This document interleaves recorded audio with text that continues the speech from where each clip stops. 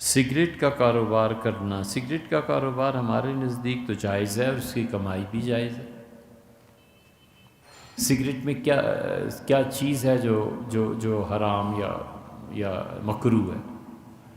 تمباکو کی بو مکروہ ہے نا، تو وہ کھا کر مسجد میں نہیں آنا چاہیے تاکہ لوگوں کو اذیت اور تکلیف نہ پہنچے۔ گیدرنگ میں، مجمع میں سگریٹ نہیں پینا چاہیے، لوگوں کو تکلیف پہنچتی ہے۔ سونے کے کمرے میں اہلیاں ہیں، بچے ہوتے ہیں، سب ہوتے ہیں، نہیں پینا چاہیے، گھر میں نہیں پینا چاہیے، یہ ایک الگ چیز ہے۔ لیکن بنیادی طور پہ تمباکو جائز ہے۔